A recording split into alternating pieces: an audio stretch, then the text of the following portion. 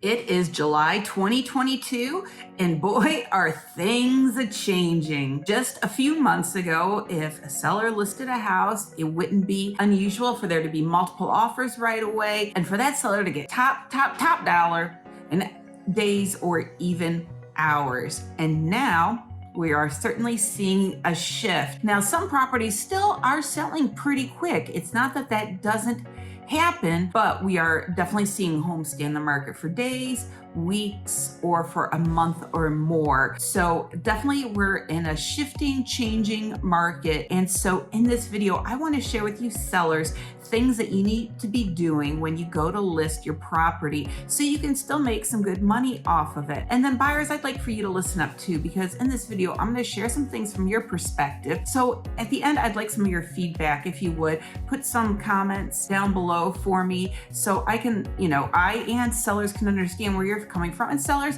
go ahead and throw some feedback in there too. What did I miss? Because that's really important for us to see things from both parties' perspective, and that way I think we can definitely have better transactions in these processes. Hi, I'm Jill Thomas, and each week I bring videos about real estate here in the Sarasota Bradenton area, and then also what it's like to live here in Florida in the Sunshine State. So if you've been thinking about making a move, whether coming or going, or maybe shifting around in the area, then this might be a channel for you. So be sure to tap that subscribe button, hit the notification bell, all that good stuff, but then keep on watching. And then most importantly, when you have more questions, when you're ready to take the next step, then please give me a call, text, or email me so I can help answer your questions and you can navigate these waters to decide what is a good fit for you.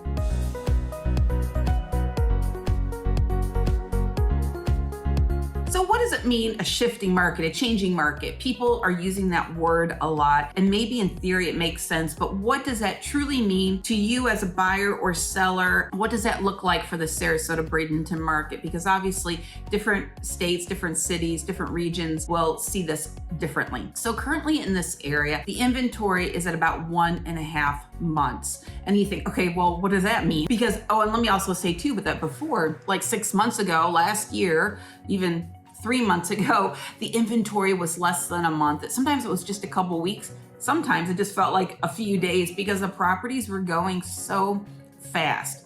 So a balanced buyer-seller's market is when there's anywhere between like 5 and 7 months of inventory. They say 6 months is a balanced market, but 5 to 7 kind of gives a little bit more of a range. And so that's what we're looking at. So that's when it's balanced. So when it's anything less than that, it's considered a seller's market. When it's greater than that, it's considered a buyer's market because we have more inventory and less demand. So those are the differences. So right now we're at 1.5 months. So still a good seller's market in that respect. In addition, sellers, prices are still up. We're not seeing them jump up, in great increments like they had been, but they're definitely not plummeting. The average sale price is still about $100,000 over what it was a year ago today. So you can still sell a property for a good amount of money. So these things are still in your favor. So I don't want sellers to panic and feel like, oh my goodness, now's not a good time to sell. I think it's still a great time to sell a property. Now, with this shifting market though, we're seeing buyers come out of the woodwork who before were trying to avoid that feeding frenzy, and they didn't want to have to feel like they had to be super aggressive when buying a home. Now, the interest rates are going up as well. They're still historically low, but obviously they're higher than what they've been in recent years. So that's gonna impact how a buyer's gonna look at homes. And even though we still have a ton of cash buyers in this area, I don't think that will ever go away. I think the cash buyers are feeling like they don't need to be as aggressive. People can be a little bit more choosy. So there's still some good, solid, strong buyers out there, but I think they're gonna take their time a little bit more, maybe be a bit more particular in their approach as they go house hunting. So in this video, I want to share with you some things that you need to consider, maybe think about as you're going to list a property. And then buyers, I think, like I said before, I think it's always helpful for you to hear too what the sellers might be doing. So as you're looking, it's going to help with your perception of sellers as well. So again, let's have a win-win situation, happy transaction for both buyer and seller. Number one, don't chase the market. Okay, what does that mean, Jill? Don't chase the market. Well, what that means is don't list your property so high that you're not getting the response or the offers that you think you should be getting, that you start dropping the price to chase what the true market value is. Now, this is what happens is when I go and talk to somebody who's thinking about selling their home, of course, we have to talk about the comps, we talk about what to list it for. Now, it's not unusual that when I do that I provide a range of what the market value is. And sometimes that range can be nice and narrow and tight, and I'm super confident on what that value is. And sometimes the range is a little bit more wide. And truly, it depends on the number of comps, the number of comparables, and the quality of those comparables. So if there's a lot of great comps that are super similar to the property, of course it makes it easier. If we don't have as much to compare it to, that range is going to be a little bit wider. Well, sometimes then a seller, of course, you want top dollar, you want to get as much as you can out of a house. So you're like, man, I'm just going to blast right through that range. Let's go to the very top, or let's go above and see what we can get. And I understand that. But then, like I said, once you're not getting the response that you were hoping for, then we have to stop dropping those prices to find the sweet spot where we can get, a solid offer and get the attention that the property really deserves. So that's what I mean by chasing the market. Now, at the end of the video, I'm going to give you a little story, a scenario about that's pretty true to life. I just changed a few things to protect the innocent, but I'm going to go through that at the end. And then one other thing too, as a seller, when we talk about pricing, is think about the number that you truly want, like would just make your heart happy, and then what you can live with, what, is reasonable. And I'm going to talk more about this too, but we got to take the emotion out of it and think more about, let's look at the true numbers, and we've got to be realistic. Okay, so this is a shifting market, things are changing. Now, one other thing I want to mention to you about chasing the market is this. We have to think about what's the buyer seeing when they watch a property and the prices keep dropping, because you think, well, no big deal, Jill, I'll just keep dropping the price until we get there, but I want to try. Well, honestly, it can sometimes do more harm than good, or just keeping it neutral than what you think. Because I've got buyers talking to me all the time now about seeing these price reductions, and it's changing their perception on the property. So yes, we are definitely seeing more price reductions because we've got sellers chasing the market. Now, in reality, the number of price reductions that we're seeing might not be a whole lot different than what they were 18, 24 months ago. It's not really something that gets tracked. I've never seen that in the statistics section anywhere. There's no charts about that. So it might be in a normal stage in terms of price reductions, but coming out of what we just did, where we saw like virtually no price reductions, to buyers, it's like, whoa, it just feels like a lot right now. So it doesn't make your property look as good. They're thinking, what's wrong with it? What's going on? Maybe the seller's starting to get desperate now. Oh, finally their eyes are opening up to the reality of the situation. And so buyers sometimes actually get more aggressive in their offers and in their pricing when they do see a property that's had a lot of price reductions.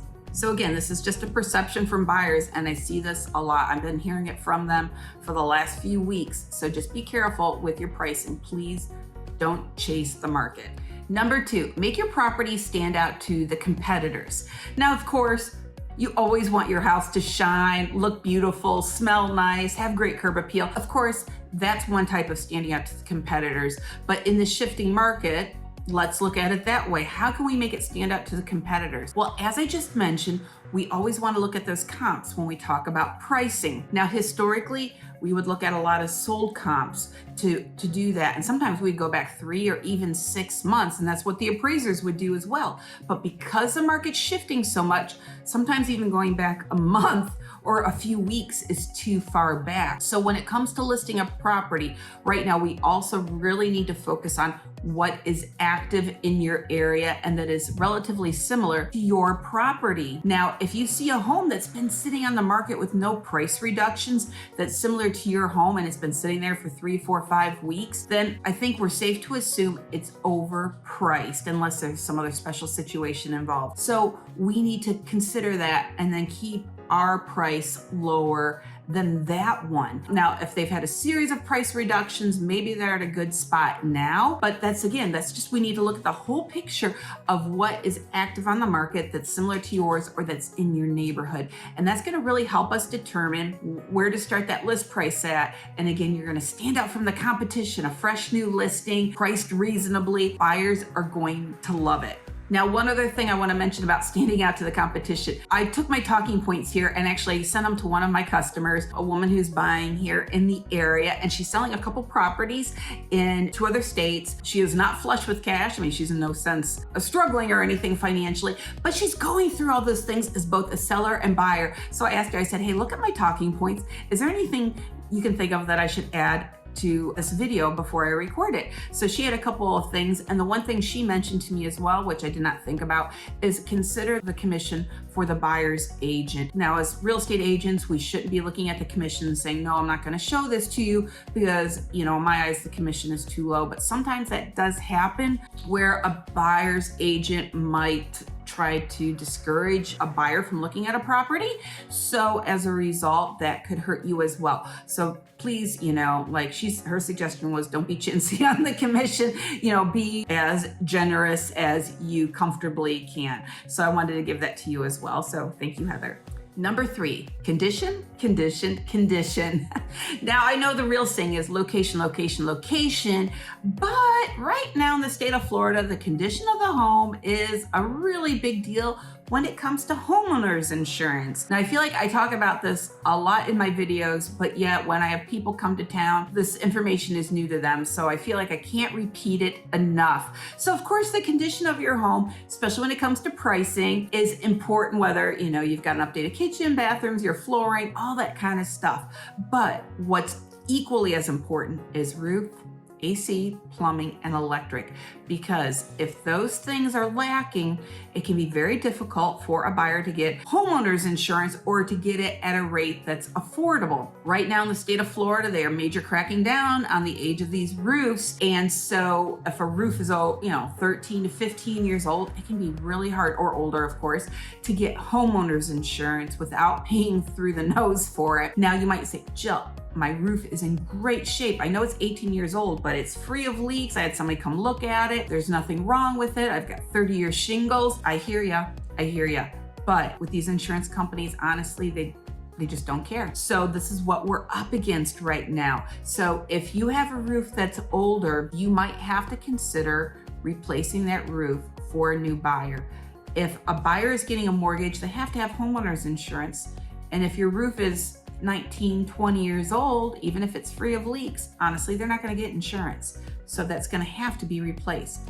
And you might say, well, that's fine. I'm just going to hang tight and wait for a cash buyer who doesn't have to have homeowners insurance, and that could be on them. They can deal with it. But then that could really impact your bottom line when it's all said and done. So if your roof is older, or maybe we have to look at the electrical panel, sometimes those need to be replaced. Let's deal with it up front. I'd rather deal with those things up front, early on in the process, where we are in control of it, than when we got all these other factors involved and you're feeling the pressure to move out, we got to close. There's more emotions involved. So let's do the best we can to make our transaction as smooth and easy as possible. Let's have a game plan. Condition is so important. And then one other thing to think about, again, we got to go back to this pricing, is when we are looking at some of these comps, your home aesthetically, maybe the quality of the materials that you've used to update your home might be superior to another property. Maybe the other house, this other comp, might be a lovely home, but yours is definitely better. But if they do have the updated roof, that newer roof, if they do have a new AC, there's a lot of value with that. So your homes might actually be more equal in value than what you would maybe initially have thought them to be. So we definitely have to look at those mechanics of the other comps too when we're looking at pricing. It's a huge, huge thing. Number 4, it isn't just about price. Now, I know I've only been really talking about price, unless what are we going to list it for, but there's some other things we need to think about too in this shifting market. Now, before, in order for a buyer's offer to stand out, we saw some crazy terms floating around out there. I've heard of some buyers offering up to sellers, a year's worth of tacos, or naming their first child after one of the sellers. These were legit things that were showing up in contracts. Now, more real estate related terms that we were seeing that were newer to most of us were things like waiving the inspections altogether, or having really short inspection periods, which were almost impossible to handle and everybody scrambling all the time, or waiving the appraisal contingency, which means no matter what the home appraises for, buyer's still buying, they're going to bring that difference in the money to closing. So we were seeing a lot of that. Now, in this changing, shifting market, we're going to see less of that. Buyers are not going to be waiving appraisals like they were before, especially with increasing interest rates, because now they're going to be paying more than what they were thinking they were going to pay if they started the home hunting process, 4, 5, 6 months ago. So all those things have really been game changers for us. So sometimes things aren't just about the price, it's these other terms as well. And then also as a seller, and this was again a Heather suggestion, was keep in mind too that if you have future real estate goals, if there's other things you want to do with the money after you close on that property, you got to think about the timing of all that. So depending on your level of motivation with getting a property listed and sold, keep that in mind as well. So when you are getting those offers, I know that sometimes you're looking at that price and thinking, well, this is a little bit less than what I wanted, but ultimately, what's your goal? Because if you don't take an offer sooner, it can negatively impact what you want to do in the future, whether it is, moving to another state, moving to Florida and buying a place, because then you might end up having to pay to stay like in an Airbnb or some type of other temporary rental. And then there's all the money that you were, maybe you got $10,000, $15,000 more, and then you just blew it on an Airbnb instead of just moving forward with buying a place. So keep that in mind as well as you are thinking about selling your property. Is what are your other goals? Number 5, furniture is not real estate. So you think, okay, yeah, no kidding, Jill.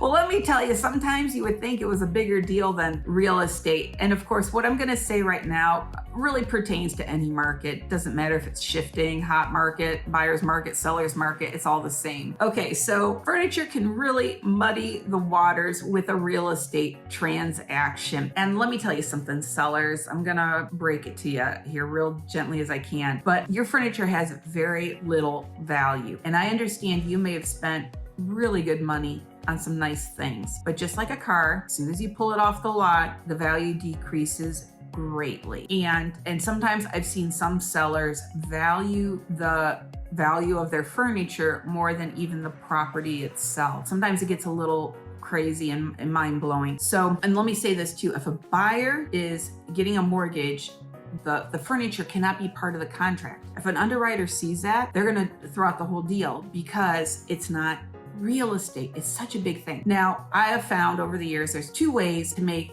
that process easier when you include furniture in a transaction. And it happens here a lot. I mean, I just tried negotiating something like that over the weekend. Last year, a whole house full of furniture stayed with the property for somebody who was getting a mortgage. So this happens all the time. It's not like it's a rare thing for us. But this is two easiest ways to do it is just to include all the furniture, regardless of what the purchase price is. Now, when I say all the furniture, it may or may not include dishes, linens. It could just be the main pieces of furniture. And of course, if there's a few pieces you want to take with you, those can be excluded, not a problem. But just say it's going to be just the furniture staying, period. Or let's get through the contract negotiations and then do the furniture as a separate bill of sale where buyer brings just a separate check at closing to cover the cost of what the furniture is. So maybe the furniture, we negotiate and say $4,000 for the furniture. Then they just do that separate bill of sale and then we're done. That's usually the easiest ways to handle the furniture. Now, sellers, when you come up with a dollar amount for the furniture, I caution you just to be careful and to be realistic with that.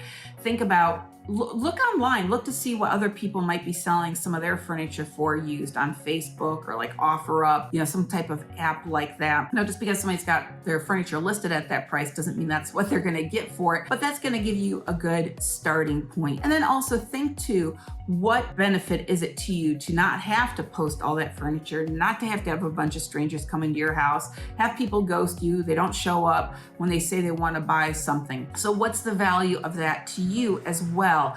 And factor that into the price also, or the price to store the furniture. There's so much going on with that. So keep all of those things in mind when you're trying to come up with a value for the furniture and we go to negotiate it. And also keep in mind too, with electronics, usually electronics don't have as much value as what a person would think as well. You've got, flat screen TVs have been around for a while. So if you've had that TV for quite a while, it's not really worth a whole lot of money, even if you paid a lot of money for it back then, because it was new technology at the time. So unless it's a super current smart TV, up to date on everything that's available now, most likely you're not going to get a whole lot of money for it. So I want you just to keep all those things in mind as you're thinking about the furniture. Quick story, I almost had a deal go south. This was a while back. This was before the current past markets that we were in. A listing on Longboat Key, a lovely little condo. The owners had beautiful furniture in this house. Most of it was custom made, very high end. The sofa for,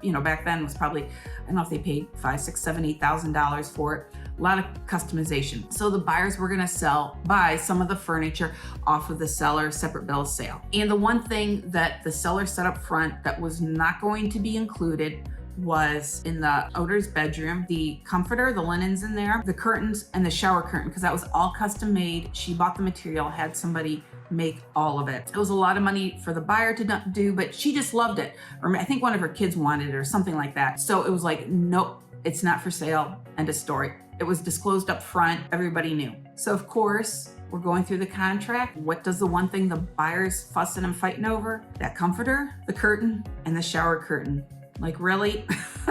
So lots of time, lots of emotions, lots of phone calls, lots of arguments, lots of crying over these pieces of material. So sellers, we've got to be reasonable about things. Buyers, you need to be reasonable too. Let's focus on the real estate, not the furniture. Okay, so furniture is not real estate. Okay, so now here is this little scenario I want to go through with you, and it's based on a true life. It's based on a real story, but I just tweaked a little bit, just to protect the innocent, I guess. So anyhow, here we go. So there's a listing, started off at $700,000, and in a short period of time, the seller gets a nice offer of $670,000. But they're like, 700? People have been getting list price, have been getting over list price. I can do better than this. It just hit the market. So they pass up on the $670,000. So in time, they're not getting the feedback they want. They're not getting the offers they want. They're not getting the showings they want. So now they reduce the price to $660,000. We're less now than what the original, that first offer was. So, oh my goodness, the seller's like, man, I should have made more money. I could have made more money. Now I'm giving it away, I feel like. So now the showings and stuff are starting to pick up, and they get an offer for $645,000. Seller now is very frustrated. Hey, no, I've already came $40,000 off my original list price.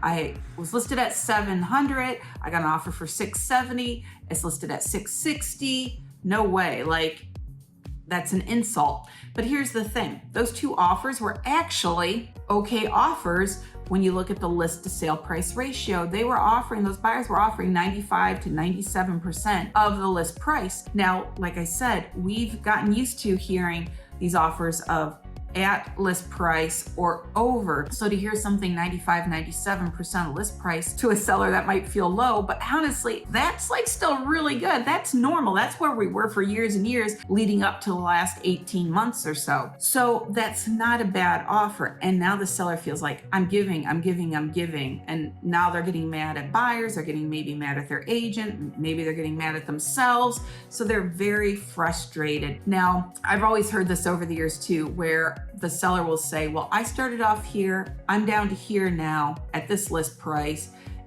and a buyer wants to be right there. And they're like, but I've already dropped my price. I've already, dropped it 50,000. I've already dropped it 70,000.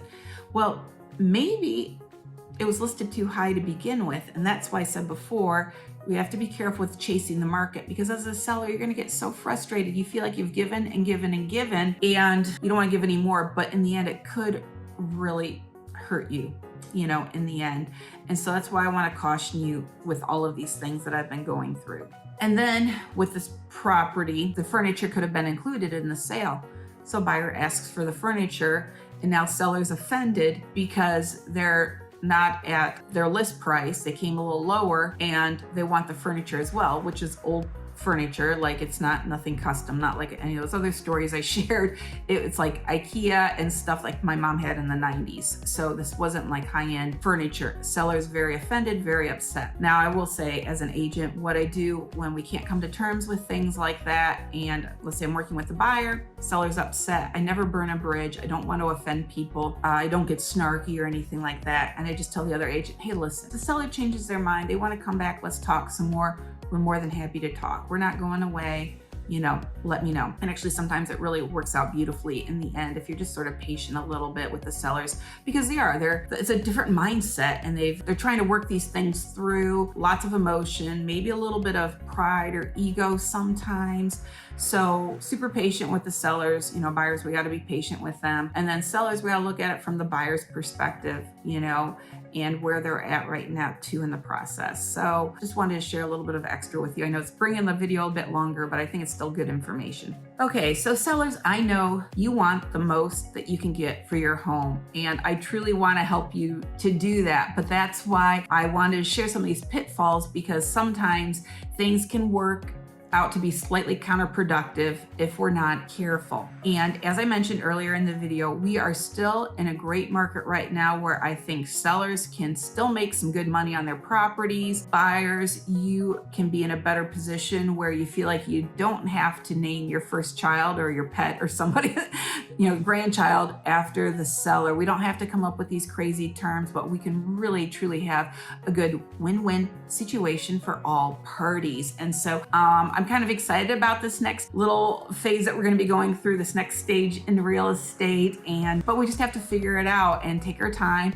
Like I've kind of alluded to before, let's try to step back, remove some of the emotion from it, because it can get super emotional. I get that for sure. So that's why I like to have some of these videos to help with that, so we can keep things a little bit more concrete. We can focus on those things and try to keep the emotion, push it aside the best we can. Of course, it's going to happen, but let's try to minimize that so we can all make really, really good decisions. Okay, buyers and sellers, what do you think? What did I miss? Like I said at the beginning, I want your comments, your feedback below. Is there anything you've been through recently? Anything you can share? Is there something else I missed? Like I said before, I'm always open to feedback. Let me know what you think. I'm just one agent with my experiences and my research, but it's not everything. So I'm happy to hear from you guys. Thank you so much for watching. I know this one got a little long. You guys take care. Have a great one.